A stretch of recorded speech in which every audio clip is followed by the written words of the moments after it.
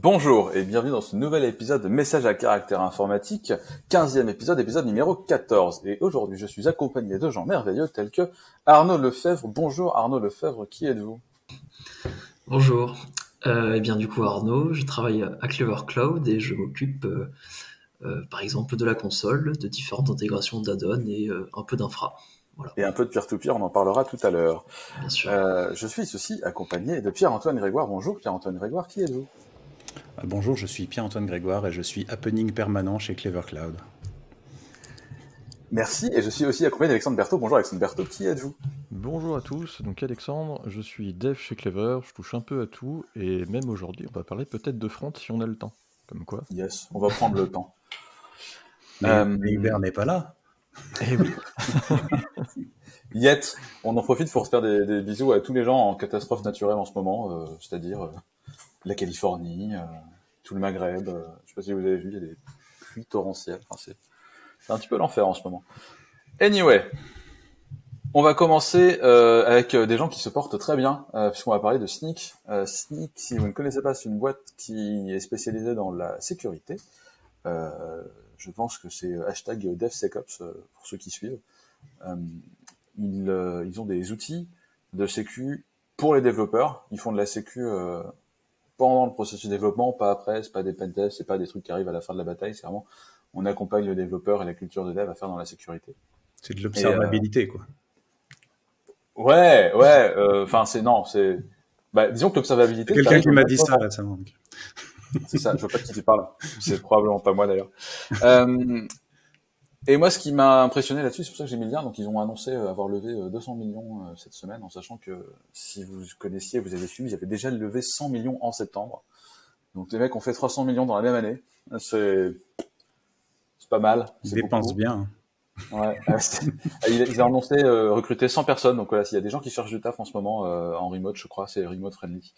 Faut essayer chez Snyk.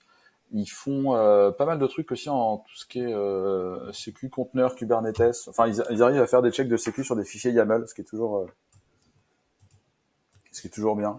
Pourtant personne ne fait de YAML aujourd'hui, je ne vois pas S'ils du tout peuvent d'intérêt. aussi valider la syntaxe, ça fera gagner du temps à tout le monde. Ouais, c'est ça. En fait, je sais pas si c'est un limiter ou si c'est un truc actif. Bref, du coup, à part des trolls velus, vous avez des choses à dire là-dessus ou... Rien de plus. Bah moi ça me choque pas trop vu que, enfin avec tout ce qui est Covid etc, je suppose il y a beaucoup plus de problèmes de sécurité en tout cas qui peuvent apparaître et en vrai c'est peut-être c'est une bonne période de business pour eux je suppose. Et... C'est ce que le mec dit effectivement dans l'article, il dit que finalement le Covid Oui. pour eux est un gros accélérateur de business et effectivement l'ambiance sécu avec toutes les failles à répétition de Zoom, ça a dû faire un peu flipper les gens dans l'inconscient collectif. Ouais, Donc, puis il doit y avoir un switch aussi vers des solutions cloud, un switch vers des solutions d'accès depuis l'extérieur qui sont habituellement utilisées par un minimum de personnes là qui sont utilisées par la majorité, qui font que le scope de sécu il change, quoi. Complètement, c'est aussi ce qu'ils disent, le succès du cloud native les aide beaucoup et c'est vrai que comme ils font ils refont des recherches de failles de sécu dans les conteneurs, dans Cube, etc. Effectivement, ça marche bien pour eux. Et donc pour ne pas parler toujours des mêmes, je précise qu'il y a Scream en France qui fait des choses comme ça, qu'il y a Foxtrace, qu'il y a plein d'autres boîtes cool qui font de la sécu en France, donc n'hésitez pas à regarder aussi. Deuxième lien, un autre truc qui m'a choqué, un peu toujours dans le même sujet, Warren Buffett, connu pour ses positions de milliardaire un peu safe en termes d'investissement, vient de lâcher 570 millions de dollars dans Snowflake. Snowflake, c'est la cloud data platform, j'allais dire à la mode, ça fait un moment qu'ils sont à la mode quand même, et ça fait un moment que ça se passe bien pour eux. Et là, ça a un peu fait halluciner tout le monde parce que sur ce tour-ci, il y a Marc Benioff, le patron de Salesforce, et Warren Buffett. Et donc, c'est la première boîte tech de Warren Buffett. Et du coup, tout le monde est là, ah, c'est ouf et tout. Donc, tu sens un peu la profession autoréalisatrice arriver parce que du coup, il y a Warren Buffett qui a mis du blé dedans. Du coup, c'est cool. Et c'est vrai que c'est impressionnant. Moi, j'ai pas testé Snowflake, pardon. Je vois pas trop non plus. Bon. Non plus. Voilà. Voilà. Point. Eh ben, si vous avez un avis sur Snowflake, les commentaires, n'est-ce pas? Yep. Voilà, voilà. Enfin, moi, ça m'a surpris, en bien. Tout le monde Après, disait qu'il allait y avoir une bulle et y avoir Warren Buffett qui arrive et qui fait ah 500 millions. mais après, avec le Covid, un peu pour faire écho d'ailleurs à ce dont vous parliez sur la vallée aussi et sur les investisseurs et ainsi de suite, le fait que les réseaux se fassent plus et ainsi de suite, on sent que ça se fait quand même sur des choses assez safe.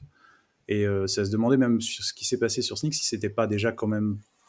En gros, s'ils réinvestissent pas sur des trucs qui étaient sur le tour précédent, tu vois, parce que le tour actuel, à mon avis, ça n'a pas été très exploratoire du fait du manque de contact. Ou alors je connais pas leur modèle commercial, mais tu sens aussi que les gens se concentrent sur du SaaS ou sur des choses qui font déjà de l'argent. Pendant très longtemps, les gens mettaient de la thune en fonction de la quantité de users, même si ces users ne rapportaient pas d'argent. Là, ils ont des positions beaucoup plus aussi pragmatiques, de se dire on va mettre du blé chez quelqu'un qui fait déjà du blé, beaucoup. Donc c'est peut-être ça aussi. Anyway, lien suivant, on change complètement. Alors complètement, on parle toujours un peu d'argent, mais de façon un peu différente. Il va y avoir des add-ons certifiés dans la marketplace de Firefox, si j'ai bien compris, Arnaud. Ouais, c'est ça. Alors, c'est Mozilla qui a annoncé ça. En fait, je sais pas si vous le savez, mais quand vous fournissez un add-on sur la plateforme d'add-on Mozilla, en fait, votre add-on est soumis à une review, comme des applications dans les stores ou autres. Et généralement, en fait, ces reviews sont faites par des humains. Alors, je suppose qu'il y a quand même des checks automatiques, mais c'est quand même fait par des humains. Et ça coûte forcément de l'argent, puisqu'il y a beaucoup d'add-ons, il y a beaucoup de reviews à faire, et ils proposent, alors c'est une proposition, ils mettent en place pour l'instant quelque chose qui permet en fait aux développeurs de payer un certain prix pour que l'add-on soit soit forcément review par un humain, apparemment, et qu'il ait en effet un espèce de petit certificat comme quoi il a bien été review, qui correspond bien aux guidelines qu'il faut pour écrire l'add-on, etc. quoi. C'est une forme de modération a posteriori en plus. Ouais, voilà. Il y a ça, et il y a aussi la partie, si jamais je crois que tu payes un peu plus, il y a une autre option dans ce package, c'est que tu peux en effet faire en sorte de mettre en avant ton add-on en fait sur la page par exemple d'accueil, ou peut-être qu'ils trouveront d'autres techniques après, mais voilà, il y a une espèce de modèle de paiement qui se met en place autour des add-ons pour que soit ton add-on soit accepté plus rapidement, je sais pas, soit Ils disent deux choses en fait. T'as le côté certifié et t'as le côté faire la promo de ton add-on sur la page principale en s'en sortir le plus souvent. Ce qui, moi, me posait la question du business model des add-ons. Comment est-ce que tu gagnes de l'argent quand tu fais des add-ons? Parce que je pense que t'as pas le droit d'afficher de la pub sur ces trucs-là. Enfin, je pense pas. Je sais pas. Non, mais tu peux avoir une version. T'as des add-ons avec après des versions payantes ou des trucs comme ça. C'est-à-dire que tu peux devoir te connecter à un service particulier ou ça peut arriver. Hein. Mais après, je pense qu'il y a aussi un truc. Vu le push qui est fait sur Chrome, Chromium et dérivés avec Edge Chromium, j'ai déjà entendu le nom Edgeium aussi. Bref, toute cette galaxie de browsers basés Chrome, il y a quand même une grosse hégémonie qui se dessine. Et il y a tout ce qui est marché, entreprise et compagnie. Si tu n'as pas un moyen de ranker le plugin qui est fait par un gars dans son coin et qui le maintient peut-être depuis 3 ans, et un plugin où il y a des gens tu as vraiment des gens derrière, c'est compliqué. Est-ce qu'ils prennent la bonne manière de le faire? Je ne sais pas. L'idée de la certification, elle n'est pas forcément idiote. Après, l'idée de faire payer, si juste le fait de payer est suffisant, en fait, du coup, tu peux quand même avoir des trucs mal maintenus juste parce que c'est soutenu par une boîte qui... C'est plus compliqué que ça. veut tracer des trucs, quoi. En fait, moi, de ce que j'ai compris, c'est que depuis l'été dernier, ils ont lancé un truc qui s'appelle les extensions recommandées, qui sont là systématiquement, non seulement review, comme certains autres, mais là ils sont review, et ils sont choisis par des gens chez Mozilla pour les mettre en avant. Ils disent vraiment que ça c'est un truc de qualité. C'est un choix éditorial, ça. C'est ça, c'est vraiment un choix éditorial. Là, c'est un test pour que un développeur autre, qui n'a pas déjà d'extension recommandée, puisse avoir cette même validation, vraiment le côté badge vérifié. Pour autant, c'est pas forcément une garantie, mais moi, de ce que j'ai compris, c'est si tu payes ça, tu sais qu'il y a vraiment quelqu'un qui va review humainement, qui va te faire des retours, et il va y avoir plusieurs phases comme ça pour t'aider à vraiment le valider, et pour autant, t'es pas garanti, c'est pas parce que t'as payé que t'as le badge. C'est juste que t'es sûr que ça va être validé, ils vont t'aider à Oui, ça va pas être Et dans voilà. la suite, quoi. C'est ça. Et c'est une fois que tu as le badge, enfin que tu sois une extension recommandée ou que tu as utilisé ce truc de promotion add-on, que là tu peux le mettre en avant sur la page d'accueil. Mhm. Les autres C'est add-ons, ça. ils peuvent pas être promus et ils auront une mention, ou ils ont déjà une mention qui dit attention, ça n'a pas forcément été review, on ne garantit pas que c'est safe, etc. Ouais, c'est ça. Enfin, moi, par exemple, j'avais fait un add-on comme ça il y a quelques années, qui avait, je sais pas, entre 5 et 10 000 utilisateurs. Et globalement, en fait, tu pouvais, je crois, soit le fournir, en fait, ton add-on et l'installer automatiquement via le fichier dans le browser, soit du coup, tu passais en effet par leur marketplace, et là, en fait, il fallait absolument, en tout cas à l'époque, que ce soit validé et que tu aies un process de validation, en fait, qui soit en place, quoi. Et ça avait l'air quand même vachement manuel, en tout cas, parce que des erreurs un peu cons, genre il te manquait des choses ou autre, c'était review, enfin, genre on voyait bien qu'il y avait quelqu'un derrière, j'avais l'impression, quoi. Mhm. Mais maintenant, peut-être qu'il y a aussi beaucoup plus d'add-ons, vu qu'ils passent aussi un peu leur temps parfois à casser les API d'add-ons, etc. Peut-être pas évident. Mais enfin, moi je trouve que ça fait un parallèle un peu avec les applications sur les App Store et tout, quoi. Au final, les App Store qui prennent un pourcentage sur, enfin, je sais pas, soit sur la publication ou autre chose, bah là c'est un peu pareil, ça peut être un moyen pour eux d'avoir un revenu à côté. C'est pas, je trouve pas ça si déconnant. Non, je suis pas ça choquant non plus. Et alors après, juste, C'est un enfin, test.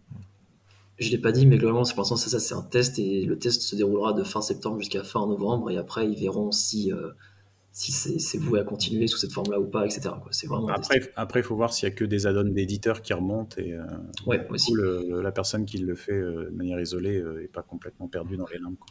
Il faudra voir aussi le prix, etc., quoi. Ouais, c'est ça, en fait, il parle pas du tout du prix, donc on Non. sait pas si c'est quelque chose qui est accessible à un petit dev dans son coin ou si c'est forcément quelque chose pour des boîtes, quoi. Yep. Et En vu tout que cas, c'est un on est process toujours manuel, ravis j'imagine que- que ça va pas être un tarif vraiment de juste 5 € accessible à tout le monde, j'imagine. Sinon, il ferait pas ça. On peut Je me supposer, rends pas on compte de verra. la quantité de publishers qu'il y a sur la marketplace, mais on peut pas être contre le fait que Mozilla essaie de gagner du pognon sur Firefox. Clairement. Ah oui, non, Ouais. c'est sûr. Clairement. Complètement pas. Ah, surtout en ce moment, ouais. Ouais. Euh, et donc Arnaud, tu parlais de marketplace, ce qui nous donne au lien suivant. Puisque le lien suivant, on va reparler d'Apple et d'Epic Games, qui avait fait un epic fail. Globalement, Apple a l'air de... Ouais, c'est assez mauvais, je suis pas très fier de celle-là. Apple a l'air de gagner son pari, et en plus, là, ils Ouais. font encore plus mal à Epic.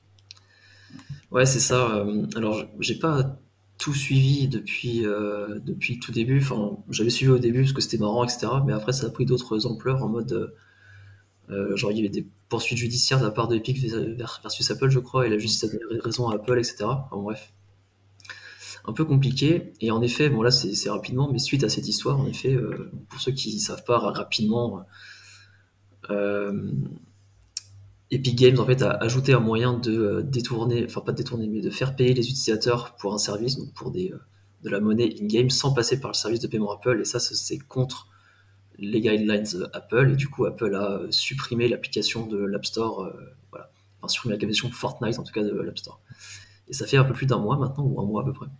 Et là, ils s'apprêtent, après avoir révoqué les accès de développeurs d'Epic Games, donc là je crois que c'est sur tous les jeux Epic Games, là, cette fois-ci, ils enlèvent la possibilité pour les joueurs, ou les utilisateurs en tout cas de ces applications, de se connecter via le processus de login Apple. Donc, je ne sais plus si ça s'appelle, s'il y a un mot ou quoi. Mais enfin voilà, du coup, c'est-à-dire que maintenant, Epic en fait a fait hier ou avant-hier un statement disant à tous les gens, bah, si vous utilisez le sign-in via Apple, il va falloir que vous liez en fait votre compte à un email pour que vous puissiez vous connecter via email, quoi. Et vous allez probablement avoir un nouveau compte et vous allez Ouais. perdre tout votre historique. Non, je pense que là, ils vont quand même assurer le coup parce qu'ils sont quand même. Enfin, ça serait compliqué. Dans un après, jeu parce pas que du c'est tout super blasé sur la collectionnite, c'est clair que Ouais. ça va un peu faire rager les gens, quoi. Il se fait J'ai un peu perdu balader mon de tous les costume de gens. banane bleue. Tu disais, Alexandre? Je pense qu'il se ferait vraiment beaucoup insulter si des gens perdaient leur inventaire ouais. d'objets sur Fortnite. Je suppose qu'il y a des gens qui mettent vraiment beaucoup d'argent dedans, comme dans tous les jeux free-to-play. Et de temps. Et de temps, mais ouais. beaucoup Je d'argent. pense que les gens seraient énervés pour les deux, en fait, pour le temps C'est passé ça. et pour l'argent. Ouais, et ce qu'il disait démographiquement, c'est que ceux qui mettaient le plus d'argent, c'était ceux qui étaient chez Apple, donc d'autant Ouais, plus... du coup, ouais. Enfin voilà, du coup la guerre continue. La guerre continue. On leur souhaite bon courage. En parlant de guerre qui continue, Ah, j'allais presque dire sans transition, mais là, pas mal. Ah ouais, quand même. Guerre qui continue, guerre commerciale, je sais pas comment on peut appeler ça. Vous n'êtes peut-être pas sans Concurrence savoir saine. ouais, c'est la concurrence libre et non faussée. Vous n'êtes pas sans savoir que Docker a annoncé que un changement de conditions générales sur le Docker Hub et que les images qui restaient ad vitam aeternam sur le Docker Hub, si elles n'ont pas été poolées depuis 6 mois, vont être éjectées. Et quelques autres trucs, un changement de tarif, etc. Moi, je trouve ça cool que Docker se penche enfin sur le sujet, parce que c'est une bonne façon de faire du blé, d'avoir d'avoir un hub. Demander à JFrog, demander à Red Hat, puisque clairement ils ont vendu des charrettes de repo Docker à la place de Docker. Donc c'était quoi? C'était Quay chez Red Hat, je crois, Quay.io, qui a été racheté par Red Hat. Ouais, Quay, qui maintenant est surtout intégré avec les solutions type Red Hat, hein, essentiellement. Ouais. Avec Red Hat Atomic and Co. Et du coup, GitHub qui a sauté sur l'occasion. Alors je sais pas s'ils l'ont fait, s'ils l'avaient prévu avant ou pas, j'en sais rien. J'imagine que oui, parce que ça ne va pas se faire non plus en 2 jours. Assez rapidement après l'annonce de Docker, annonce le GitHub Container Registry. Alors il y a 1 an, il y avait déjà eu GitHub Packages, qui était dispo pour ces packages NPM, des choses comme ça, surtout pour avoir des packages privés. Et là, ça y est, il se lance dans le registry container. Qu'est-ce que ça vous inspire? Je pense pas du tout que ce soit en réponse à ce qui se passe dans l'écosystème. J'imagine que c'est plus en lien à l'activité d'Azure plus qu'autre chose. C'est un truc de GitHub, mais en vrai, ça va sûrement être une feature qu'ils vont mettre en avant pour les clients Azure. C'est un truc de Microsoft plus Donc que GitHub. c'est quelque chose d'assez logique, quoi. Ouais. En tout cas, ça a l'air sympa et c'est vrai que ça a beaucoup de sens dans le cadre des GitHub Actions qu'on de plus en plus, on en entend de plus en plus parler. J'ai l'impression, enfin je sais pas vous, mais moi, je vois GitHub Actions de plus en plus sur ma timeline Twitter. C'est logique, mais il y a aussi une sorte de continuité. C'est justement comme tu as les actions, mais que tu as déjà la possibilité d'avoir des releases, et que finalement, quand les gens font des releases moins natives, mais font plus des conteneurs, avoir une intégration avec un registry, ça a complètement du sens. Surtout si tu as déjà la possibilité de filer des registries privés aux gens, d'autant plus. C'est ça. C'est ça. Ouais.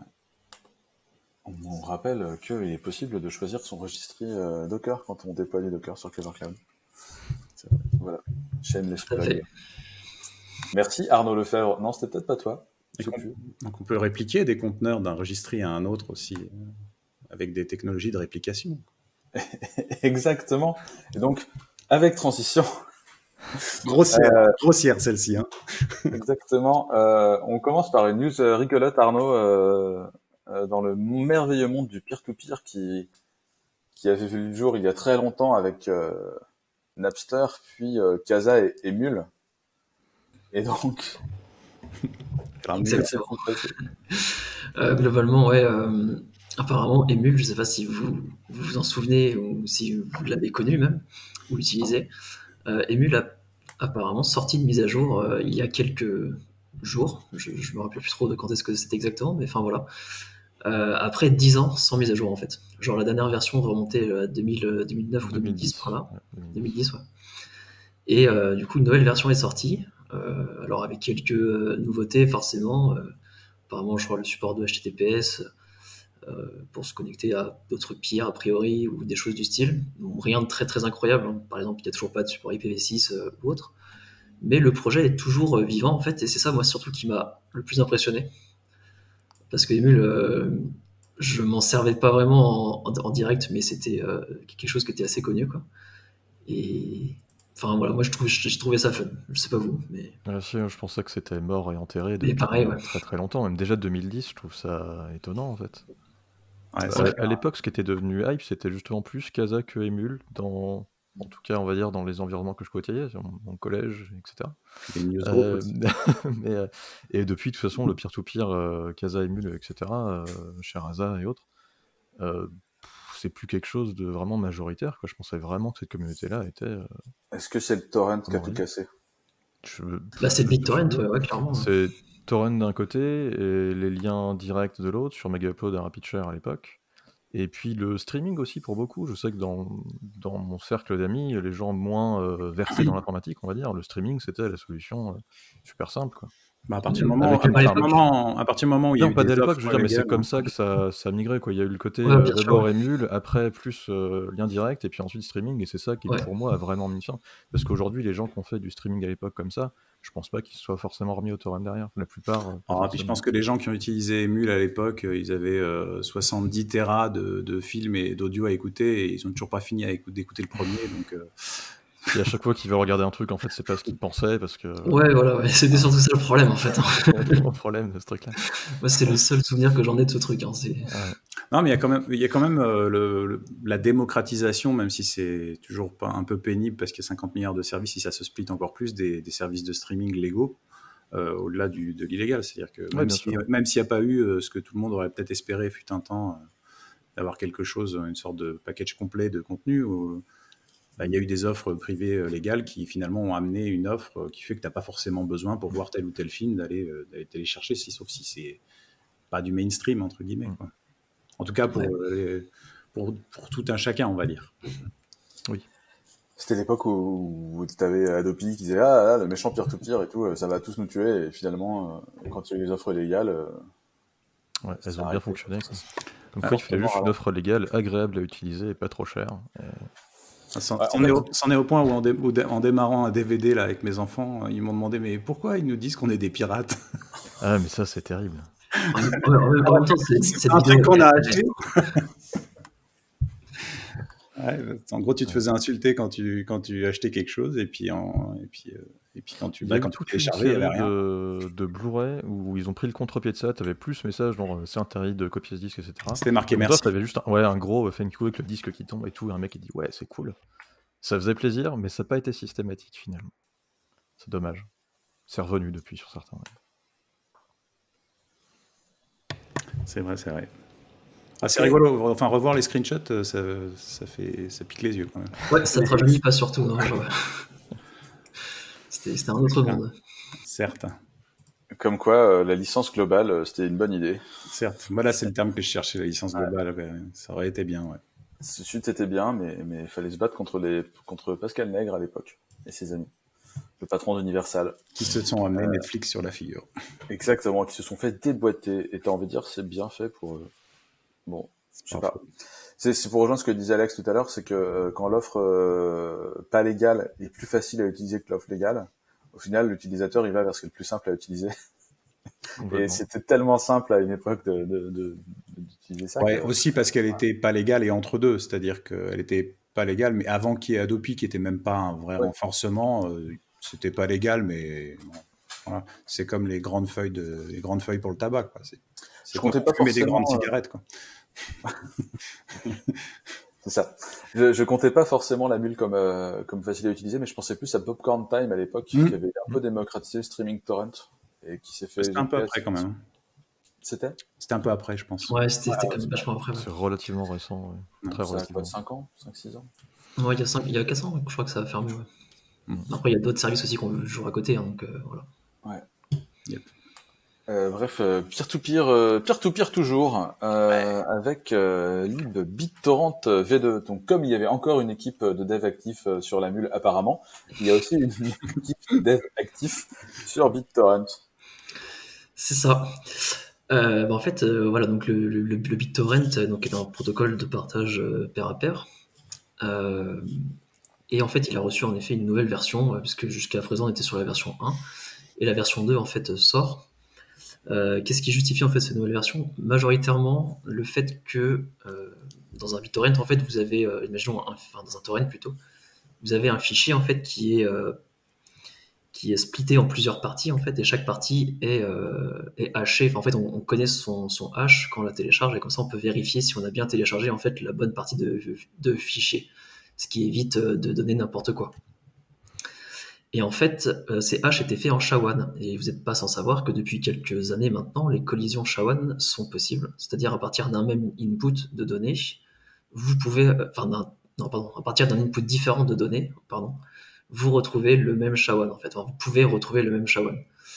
Alors ça demande peut-être un peu de heuristics, etc. Enfin, vous pouvez peut-être pas le faire pour absolument tout, mais comme c'est tous les problèmes en sécurité, qui sait attendre au final saura réaliser ça au fur et à mesure, quoi. Donc ils ont pris un peu les devants, comme Git, qui va bientôt, peut-être même c'est déjà le cas, changer ses versions d'objets, je crois, passer de SHA-1 à autre chose. Ils ont changé ça pour passer en SHA-256. Et au passage, ils se sont dit, autant, quitte à ce qu'on pète le protocole, ou en tout cas une partie du protocole, autant péter autre chose et mettre des trucs qu'on voulait mettre depuis très longtemps, quoi. Donc ils ont fait une vraie breaking change, en fait, et donc en l'occurrence c'est ça, ils ont donc remplacé les identifications de blocs par du SHA-256. Ils ont mis d'autres features, par exemple, en fait, quand vous avez votre point torrent, en fait, votre point torrent contient toutes les métadonnées des fichiers.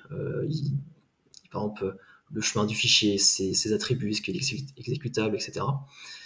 Et en fait, dedans, imaginons si vous avez une arborescence énorme avec plein de dossiers, de sous-fichiers, de sous-dossiers, etc. À chaque entrée, en fait, dans le torrent, en fait, il y avait absolument tout qui était repris. Donc, si vous aviez, je sais pas, 1000 fichiers dans un seul sous-dossier, le sous-dossier était à chaque fois spécifié, en fait, dans le chemin du fichier.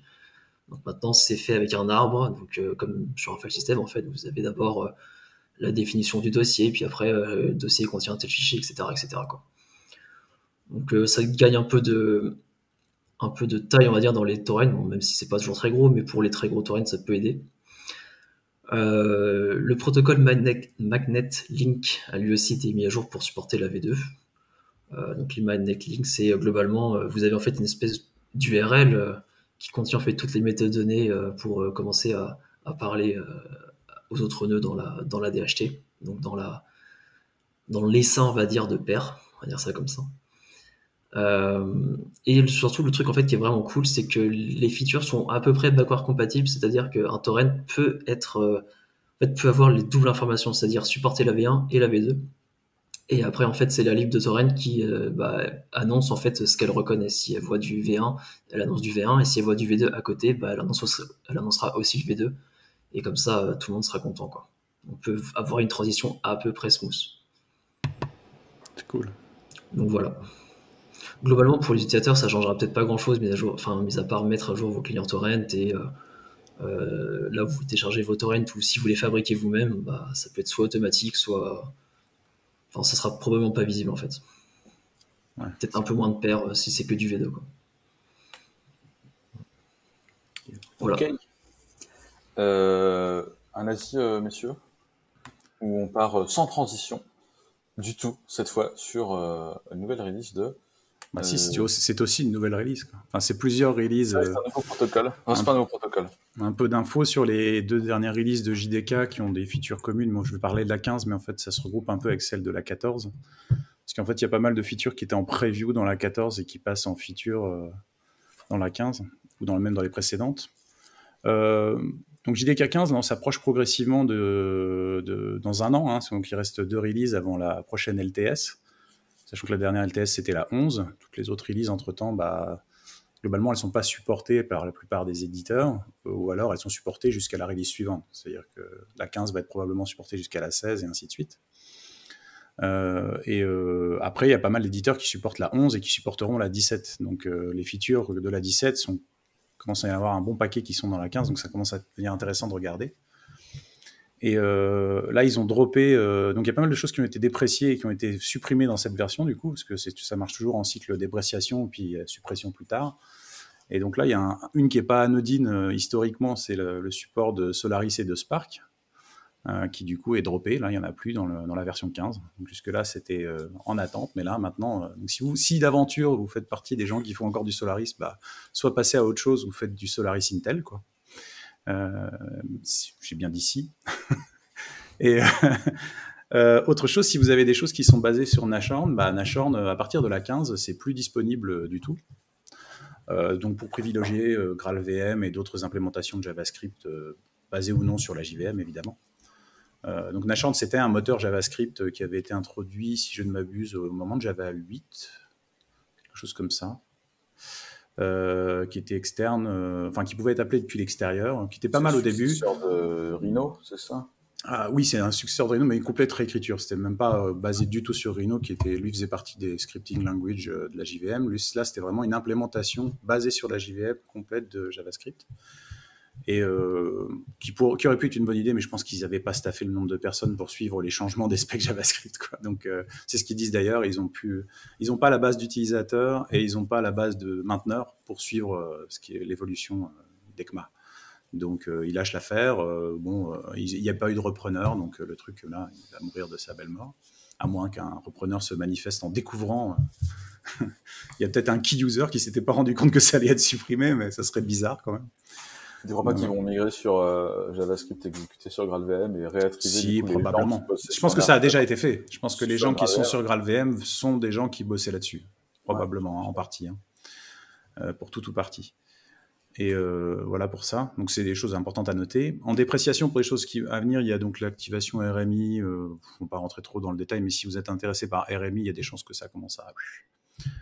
Et donc ils ont fait le constat que la plupart des contacts entre applications hébergées par des JVM se font plus pour passer les firewalls par de l'HTTP, HTTPS que par du RMI de nos jours. Donc globalement, ça va dropper, quoi. T'en vois beaucoup, toi, du RMI en ce moment? Je ne veux plus voir de RMI depuis bien longtemps, donc j'avoue que pour ça, c'est un acte volontaire. Donc, je comprends. À l'époque entre guillemets, reine des EJB, il y a une quinzaine d'années, RMI, il y en avait partout. Maintenant, c'est quand même un moment que c'est quand même perdu de vitesse, quoi. Tu sais ce que ça veut dire, RMI? Remote Method Invocation. Ok. Donc en gros, c'est tu connectes des stub skeletons et puis tu envoies du bytecode en fait sur des canaux réseau, quoi, avec des ports spécifiques pour ça. Okay. Plus ou moins random. D'ailleurs, ça a toujours été un peu pénible dans les implémentations RMI, c'est que ça ouvrait des ports un peu en random. C'était pas toujours possible de spécifier. Donc pour les firewalls, c'est toujours sympa aussi. Les bugs de sérialisation. Ça démarre et tu sais pas quel port ça va prendre, donc c'est cool. Il y avait plein de trucs chiants. Plein, ouais. Ouais, je sais, c'est que j'ai pas un gros background Java et j'aime bien voir des features comme ça. Je suis sûr qu'il y a des corner cases où il y a des gens qui trouvent ça encore utile. Bah voilà, je pense qu'il y a des chances qu'au moment de la 17 LTS, il n'y ait plus du tout de support RMI historique, en tout cas. Il y aura peut-être des alternatives. Et il y a aussi des implémentations RMI qui ne sont pas dans le JDK, donc qui existent. Donc je pense qu'il y a moyen d'utiliser. Ouais, tous les besoins de scale JB il y a longtemps qui devaient se distribuer, c'était ça, quoi. Et c'était pas marrant.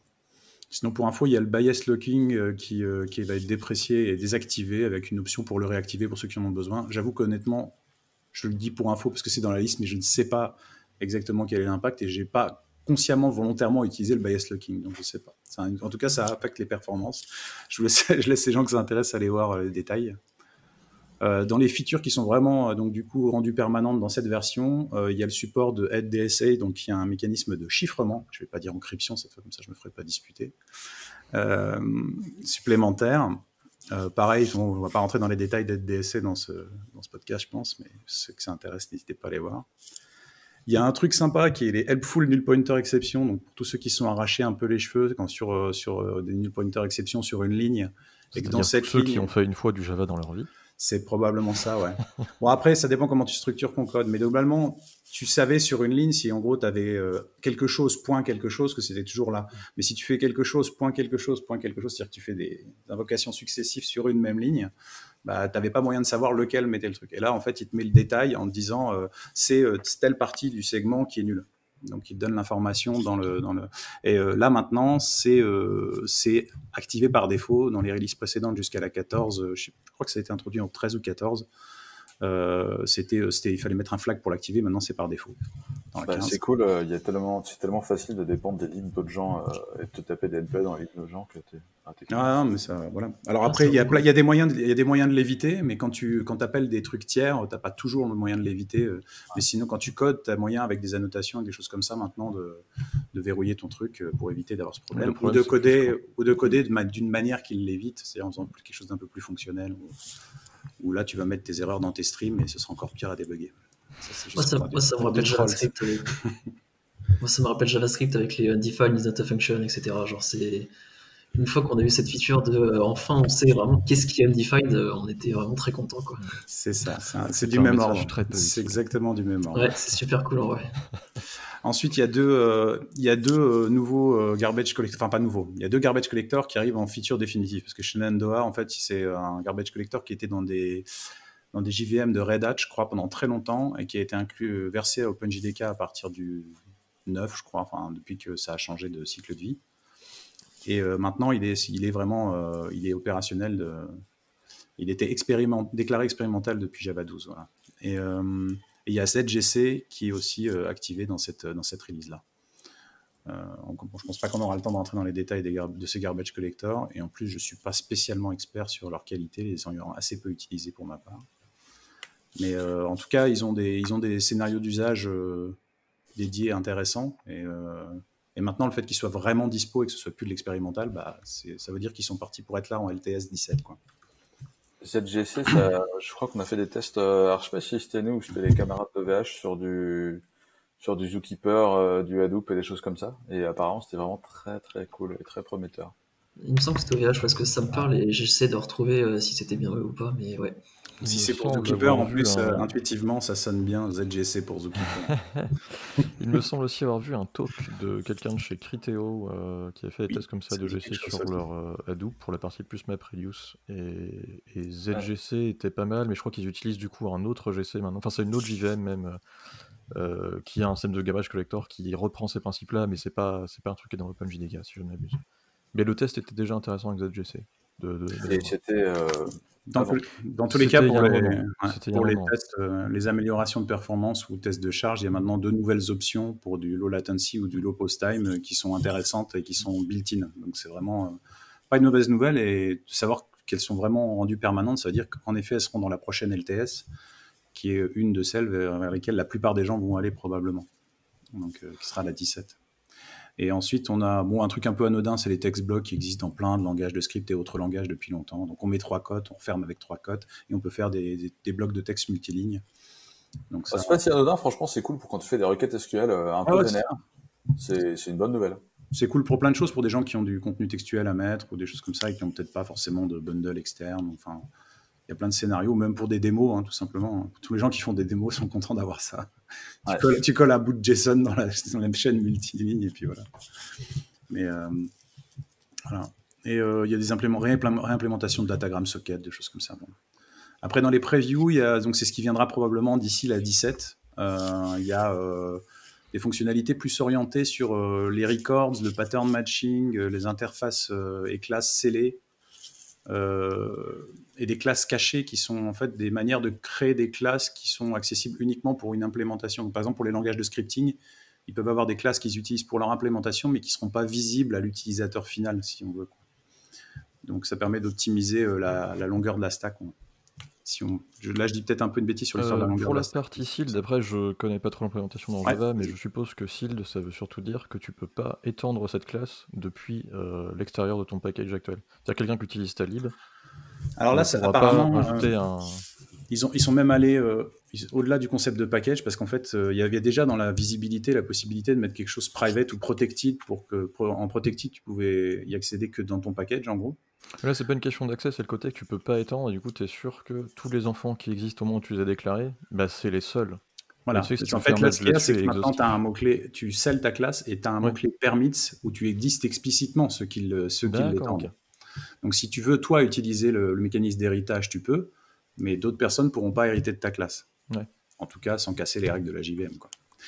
Ce qui paraîtrait un peu bizarre. Et donc, il y a aussi les records qui sont des structures de données. Je ne vais pas dire que ce sont des structs parce que c'est pas ça, c'est un peu plus orienté objet, mais c'est cette idée de structure immutable avec des constructeurs simplifiés et peu de modificateurs.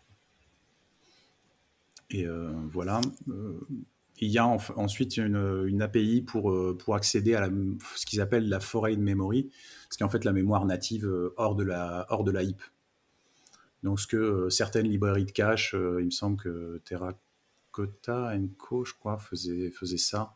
Si je ne dis pas de bêtises, accède à de la mémoire en dehors de la heap avec du code natif spécifique. Donc là, il y aura une API pour le faire spécifiquement. Et ça va permettre d'accéder à la mémoire hors de la heap. Fin de l'histoire, donc pour des scénarios un peu spécifiques. Juste sur les hidden classes, les classes cachées, c'est quelque chose qui apparemment existait déjà et qui en fait a été implémenté pour enlever des classes spécifiques Sun, quelque chose qui était des classes normalement internes qu'il ne fallait pas utiliser, quoi. Donc là, ça va être mis public. Voilà. Principal modif de cette dernière version de JDK qui sort en septembre, qui est sur ce mois-ci. La prochaine sera donc dans 6 mois et la 17 LTS septembre 2021. Et du coup, là, j'ai quand même. Enfin, là, par exemple, les styles classes, alors je sais pas si ça vient de là, mais les styles classes ou même les strings multilignes, ça me rappelle un peu Scala, au final. Genre, est-ce que Java se base dessus, ou alors c'est peut-être un autre langage un peu plus. En fait, s'en inspire probablement, oui. Ouais, ça inspire. Ça, c'est l'évolution logique. Enfin, tu vois, ils ont commencé à faire pas mal de programmation fonctionnelle, réactive avec des lambdas, des choses comme ça. Et t'as besoin de tupes, t'as besoin de synth class, t'as besoin de ces trucs-là, et c'est logique que ça finisse par arriver. Et sans dire ça a été copié de tel ou tel langage, c'est logique que ça finisse par arriver vu le changement d'usage, et de paradigme de programmation depuis Java 8 ou Java 9. Ce qui est intéressant, c'est ce que ça change de manière sous-jacente, parce qu'après Scala tourne sur la JVM, donc ce qui est en dessous peut être accessible à Scala en termes de mécanique aussi pour optimiser.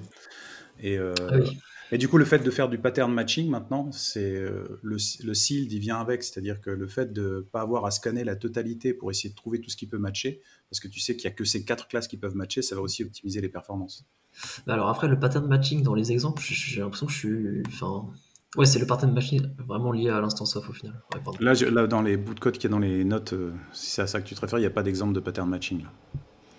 Le pattern matching d'instance of, par exemple, on a le mot-clé instance of maintenant qui permet de matcher et de dire c'est une instance of quelque chose et puis de matcher un type, quoi. De directement convertir le type, en fait, surtout, j'ai l'impression. Ouais. Et il y aura un support aussi pour les records. Donc c'est un peu un tout, en fait. Ça avance par petites touches. Je pense que le big picture sera plutôt en version 17 quand toutes les features arriveront en même temps. Et en semi-transition, parce que nous sommes dans les nouvelles versions de langage, c'est un lien d'Arnaud sur la nouvelle version, la nouvelle spec C++. La dernière, c'était la 17, donc 2017, et là, on est sur la fin de C++, enfin sur l'approbation de C++ 20. Donc C++ continue à évoluer toujours avec des nouvelles fonctionnalités. Personnellement, je n'ai jamais fait de C++ de ma vie. Bah écoute, tu peux commencer à n'importe quand. Hein. Ouais, donc c'est ça en fait. C++ 20 en fait, et là. Ouais, il y a des gens, ils m'ont dit qu'il fallait que je commence par faire du Rust avant. Oui, mais ces gens on les connaît. Non, en vrai bah, pourquoi pas, mais je suppose qu'il y a encore pas mal de code base au final qui est fait en C++, et c'est vrai que ça continue d'évoluer, peut-être à un rythme un peu plus faible que ce qu'on peut s'attendre avec Rust, tu vois, mais c'est normal aussi.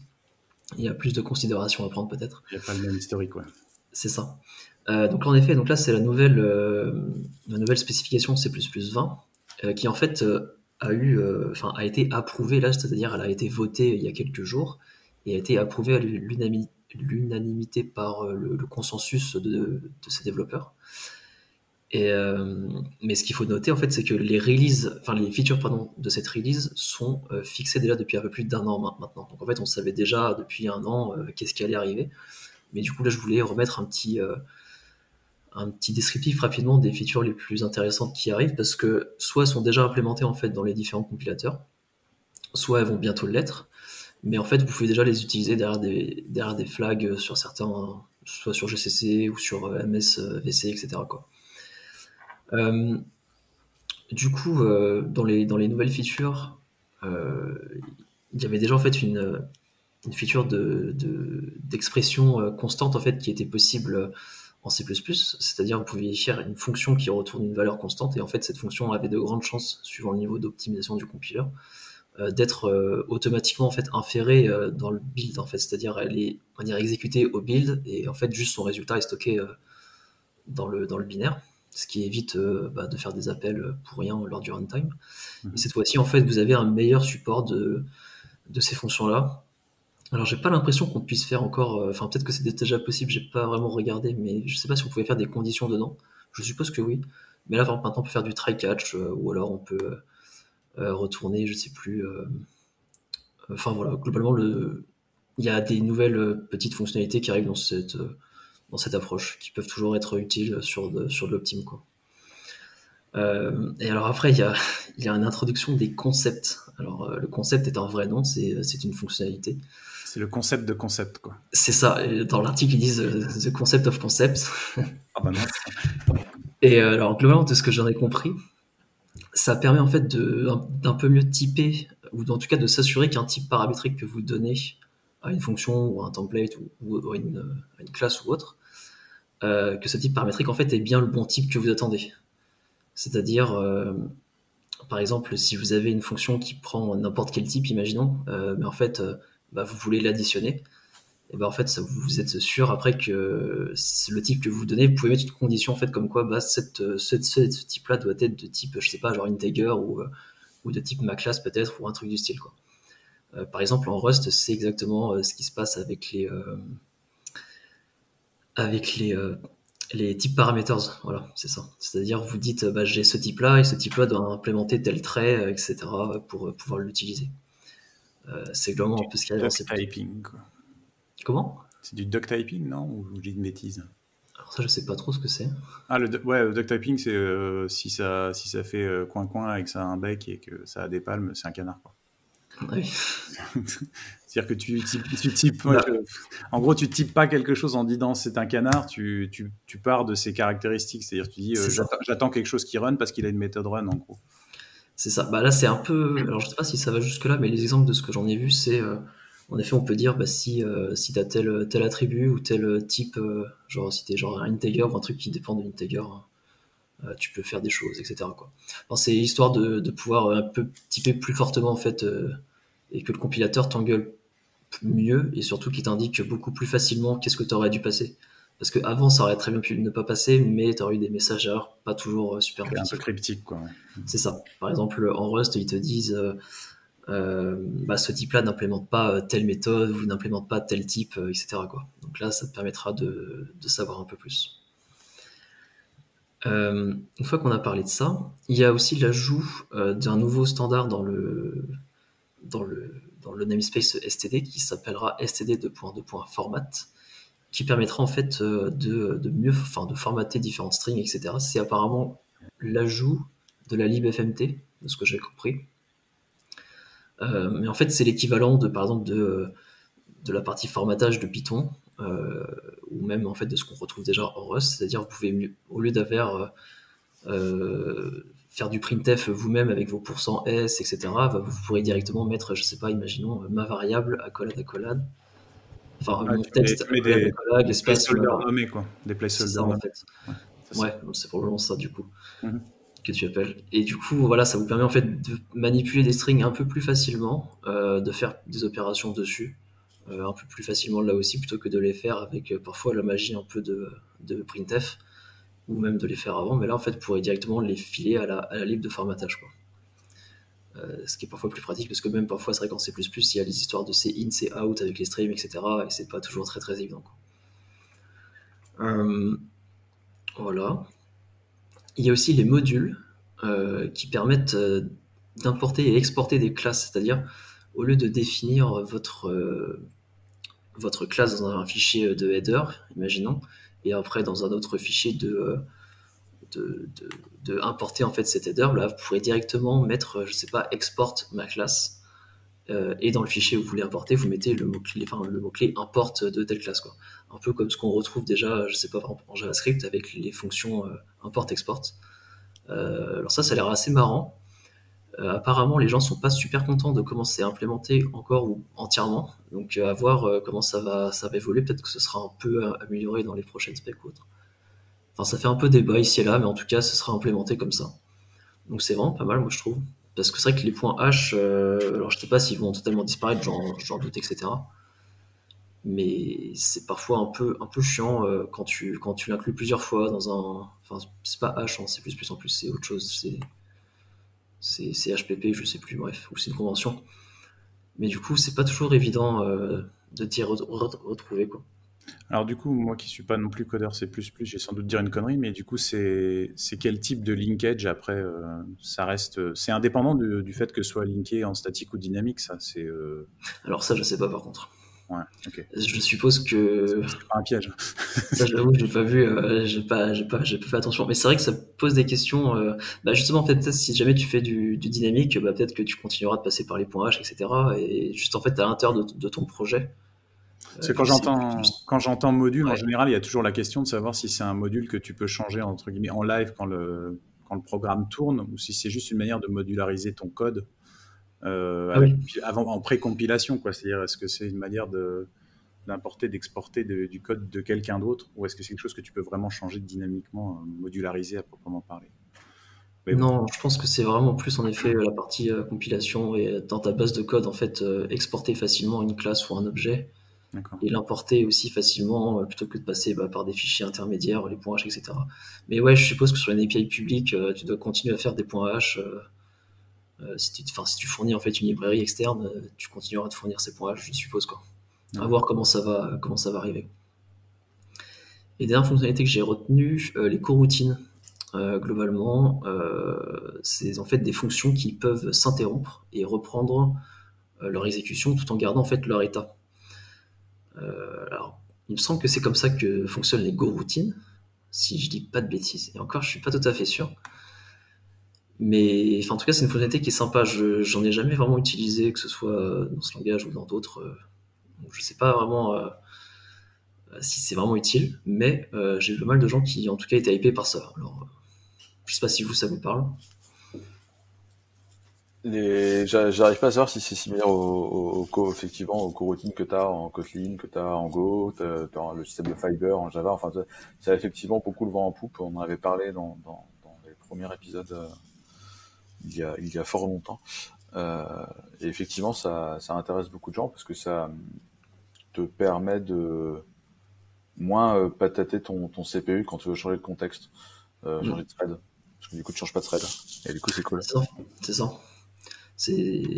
Ça va souvent de pair avec des modes de programmation plus fonctionnels aussi, avec le fait de gérer des streams d'infos finalement dans un même contexte, non? Bah, du coup, ouais, le changement de contexte est pas cher.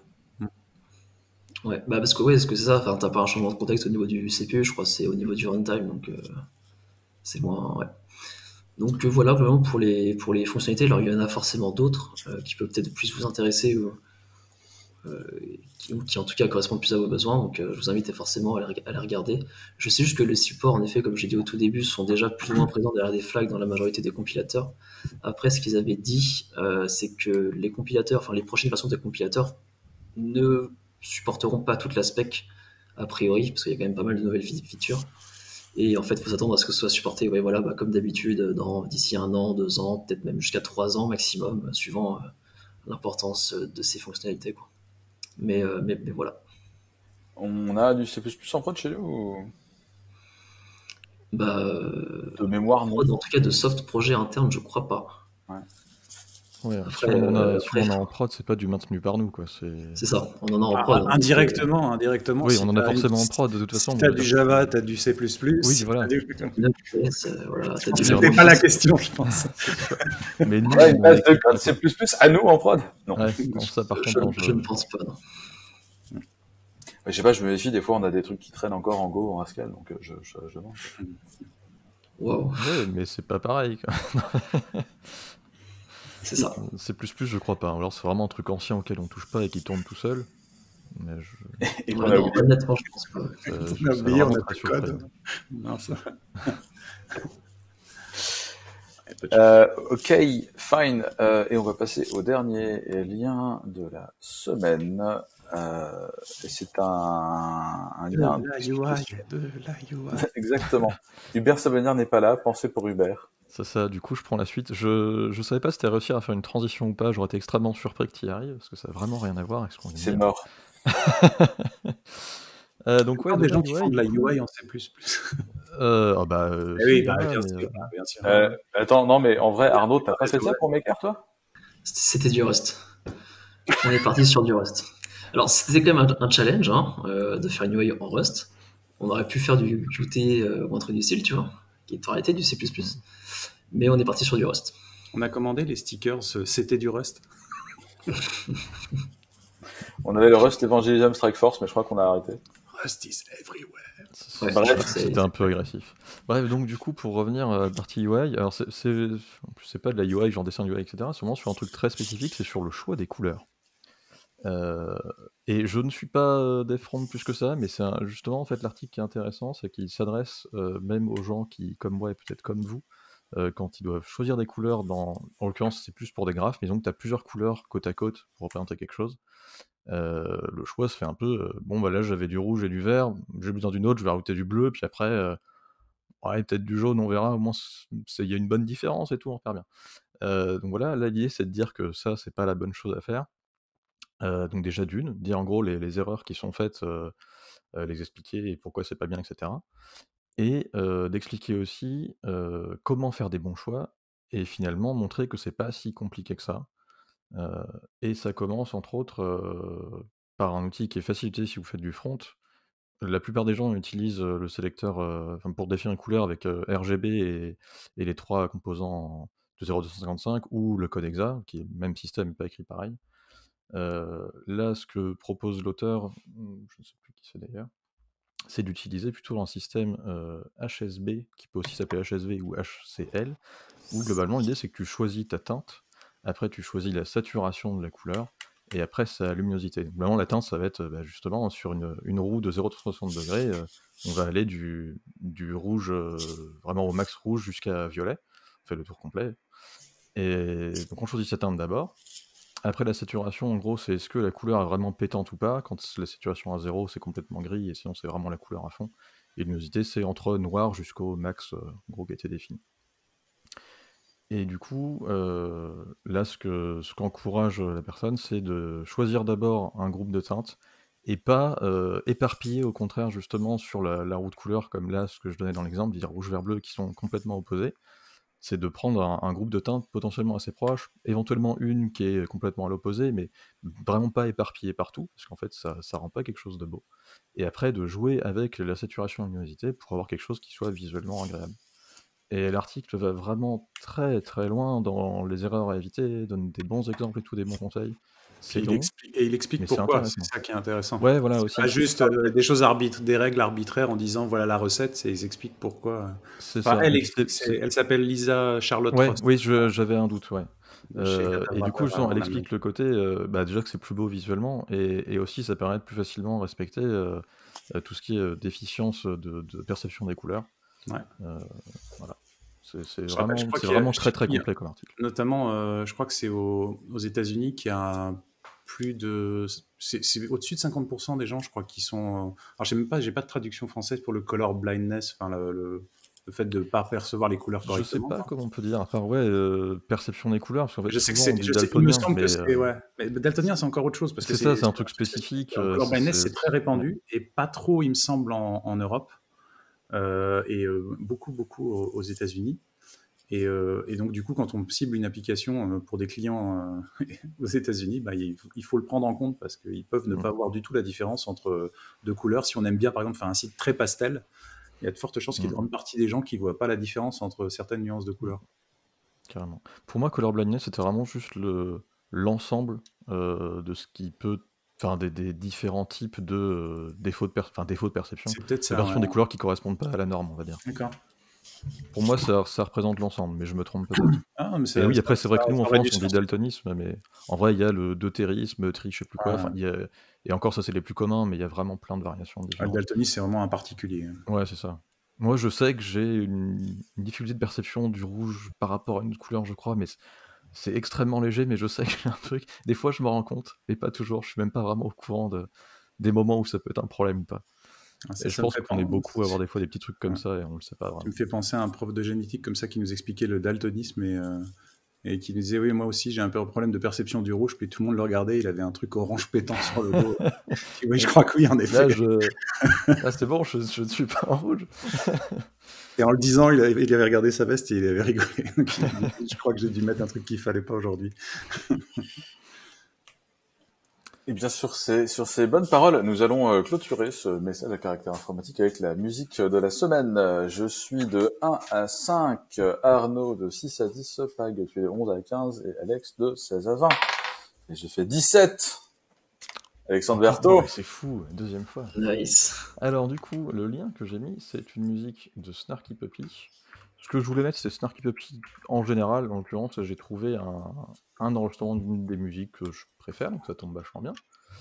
Ce qu'ils aiment bien faire, Snarky Puppy, c'est des enregistrements à moitié live en fait. Donc c'est dans vraiment un studio d'enregistrement et avec un public de 30, 40, 50 personnes. Je crois qu'il y a eu des plus que ça quand même. Mais donc c'est un enregistrement studio. C'est pas un enregistrement live avec la qualité de son pas forcément exceptionnelle et les gens qui applaudissent et tout. Ça reste un enregistrement studio, mais avec quand même des gens présents. C'est un peu leur délire. Et donc c'est un groupe avec beaucoup de musiciens, c'est vraiment un très gros ensemble, on n'est pas sur un groupe de rock avec 4 ou 5 personnes, c'est un très gros truc. Et ils font du jazz, du rock, du funk, un peu tout mélangé, ça va dans des délires des fois un peu curieux, mais c'est vraiment très très bien, et du coup les albums sont quand même assez variés, c'est très très intéressant à écouter je trouve. Mais c'est vrai que ça va pas forcément plaire à tout le monde, et d'une musique à l'autre, des fois c'est assez clivant je pense. Alors c'est bien. C'est ça. C'est de l'art, ça fait réagir les gens. C'est ça. On n'aime pas, mais on réagit. Yes, c'est bien sympa. Et bien écoutez, merci de nous avoir écoutés. Merci à vous d'être venus et on se dit à la semaine prochaine. Ciao, merci. Salut.